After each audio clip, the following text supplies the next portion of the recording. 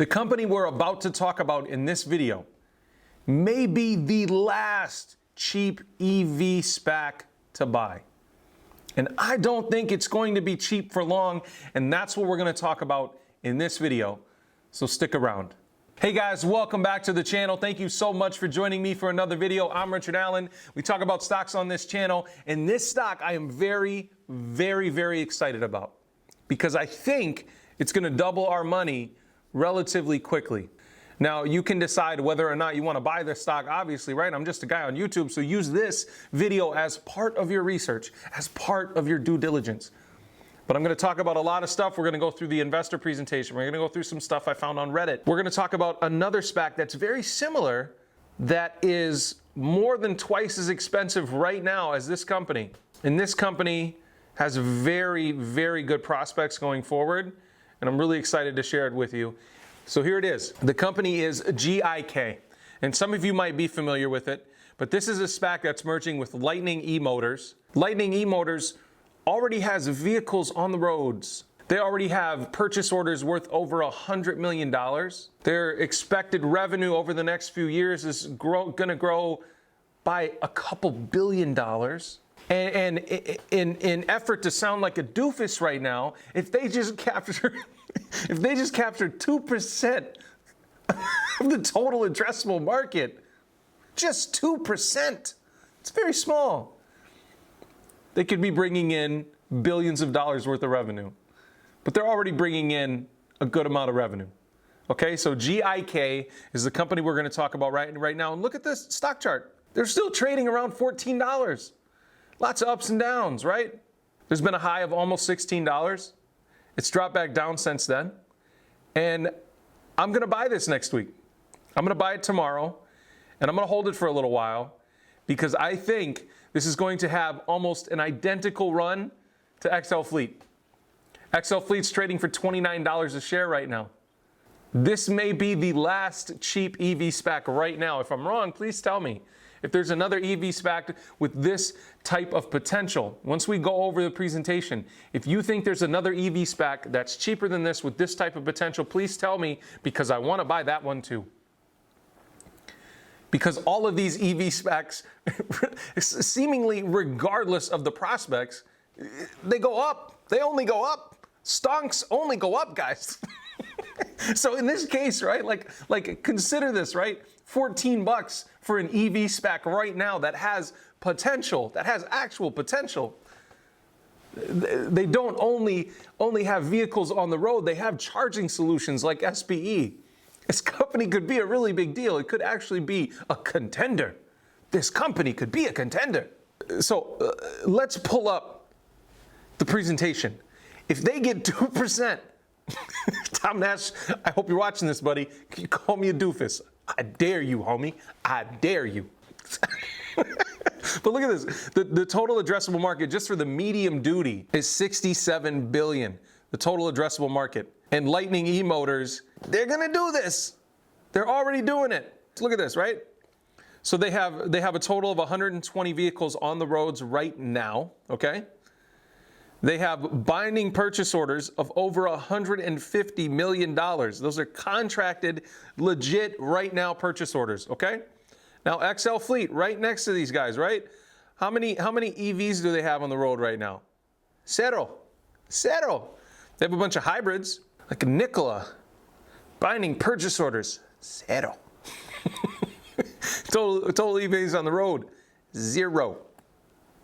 Nikola got to $90 before it crashed and burned. People, Hyliion, where's Hyliion right now? Booyah, $17. But at one point, Hyliion was $55 a share. If you want to just buy GIK right now, just to ride it up to $40-50 a share before you sell it, that might be a good move too. Is this guaranteed? No, but virtually every other.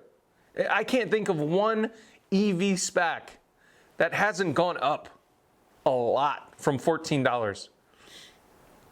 This is like almost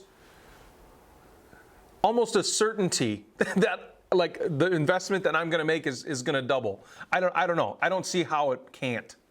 I don't know, guys. Seriously, I don't know how this has gotten under my radar for so long. I'm sort of glad it has, because I don't want to tie up my money that long before it pops. But I think this one's going to pop, guys. I really, really, really do. They're already doing a great job, and we're going to talk about what makes them similar to XL Fleet. Okay, and different from things like Arrival, for instance. Okay, so let's talk about the business model real quick. So here's what they do essentially, right? They get parts from different suppliers such as Ford.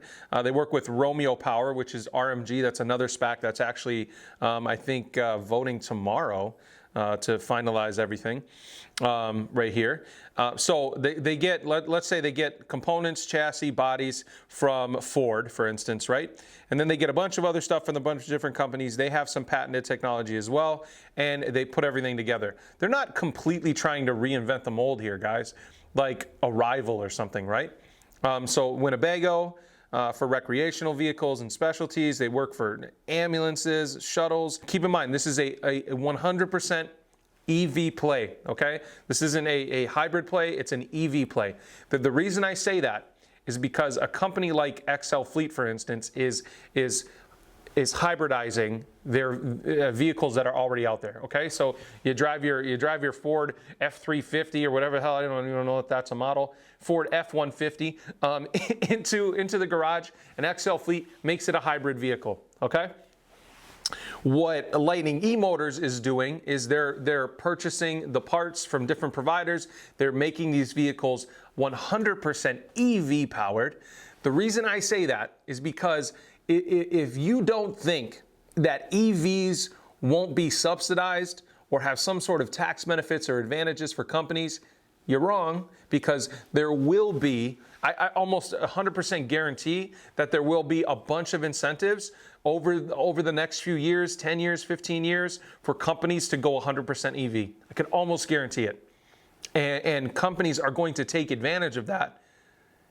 And I would guess that Lightning eMotors will be a beneficiary of that, right? We can only guess, right? And not 100% no, but my guess is that Lightning eMotors will be a beneficiary of those types of incentives, okay? So that's something to keep in mind with this stock as well. So the next thing I want to talk about is they have a growing list of intellectual property, okay? Which is great for a company like this. But they have 10 patents pending or in application process, ranging from power steering to mobile battery charging to powertrain conversion kits, thermal modeling systems, temperature systems and controllers. So there's just a ton of stuff that they're working on from a patent standpoint that will just make them more and more attractive to investors in the long haul, okay? So we talked about the addressable market, $67 billion. We talked about a little bit about what they do, but they really have three main things that they do from a service standpoint, okay? They have direct sales, which is the commercial EV, right? That's like those trucks that you see from Amazon and DHL and UPS and stuff like that, right? They have actionable fleet intelligence. They have artificial intelligence optimization. They have a charging solution, which they call energy as a service, which is really, really cool. Complete charging solutions, patented mobile charging, recurring revenue stream with 10-year contracts. Let's touch on this mobile charging thing here real quick, okay? So essentially a van would come out to you and charge your vehicles, okay? It says Lightning Mobile supports commercial and government fleets that operate electric vehicles, providing roadside charging as a power rescue vehicle. It says a recent survey we conducted confirms that many large fleets intend to electrify a majority of their vehicles over the next 5 years. That equates to thousands of new commercial EVs on the road. These fleets need a solution to ensure that they have charging and support they need for every location and possibility as they ramp up. So this service, I mean, think of like AAA, right? A lot of us have AAA just in case we get a flat tire or something happens to our car and we can get a tow quick, or somebody can come out and change our flat tire while we're stranded on the road, right? This will be a very similar service, okay? So this is a charging service that's a patented technology that they're working on. This is pretty sweet, okay? Also, so they offer financing as well. So EV as a service. They support financing to overcome higher upfront costs, strategically differentiated with OEMs, like Ford and GM. EV as a service constitutes recurring revenue stream. financing partner in place. So they already are working with Generate Capital for the financing space of that. So essentially this is saying, hey, they can work with smaller companies as well. If the companies don't want to put up like hundreds of thousands of dollars for these fleet of vehicles, then they will be able to actually get some reoccurring revenue from loaning out these vehicles as well. So pretty sweet. 3 major business models that I'm really excited about with GIC. But you guys have to let me know. Like I said, am I missing something? Is there another EV SPAC that is this cheap? Like the $14 is cheap for an EV SPAC right now. Now, in terms of when this will go public, we're just like BFT, we're looking at the first half of 2021. They do not have a solid date yet from what I can find. If you know of a solid date that this is going to merge, please let me know. Let's just go over the numbers real quick in this Reddit post. I think it's absolutely fantastic, okay? In summary, valued at $670 million, way undervalued compared to peers in the sectors. For example, Hyliion, $2.67 billion, 4 times the valuation of eMotors with no production going on. Lol. Under contract revenues of $60 million in 2021, $90 million in 2022. So this revenue will be there 100%. Year-over-year revenue growth from 2020 2021 will be 500%. $60 million from $9 million. These are fixed numbers. Production already started in 2018, already 100 plus vehicles on the road compared to peers, Hyliion, XL. They don't have vehicles on the road. They haven't even started production yet. Now, XL does have a bunch of vehicles on the road that are hybrid vehicles, so I don't completely agree with that. Huge product line ranges from vans to buses, type 3 through 7. Those are the medium duty vehicles we were talking about. Huge addressable market. $67 billion. All they need is 2%, guys. All they need is 2%. They have fleet orders from Amazon and IKEA, like we talked about, fixed contracts with suppliers of like Ford and Romeo Power. We just talked about that. Great deal for SPAC buyers right now. 25% of outstanding shares are reserved for SPAC investors. This is a big one, 25%, okay? This guy says, I'm bullish, by the way. Obviously, right? You guys, please let me know. Let me know what you guys think. I'm really excited. I'm going to buy this stock tomorrow, and I'm going to let it ride. I'm hoping that this is going to double relatively quickly because I think this is the last cheap EV SPAC, guys. I really do. But let me know what you think. Guys, thank you so much for joining me. Thank you so much for, I think we're over 24,000 subscribers. You guys are absolutely amazing. I appreciate you. I hope you had a great holiday. I hope you're going to have a good new year coming up. And I'm very excited for the rest of the year and definitely very excited for next year for our channel. Thank you so much for joining me. As always, if you didn't already do it, click that beautiful red subscribe button down below, and I'll see you in the next video. Thanks.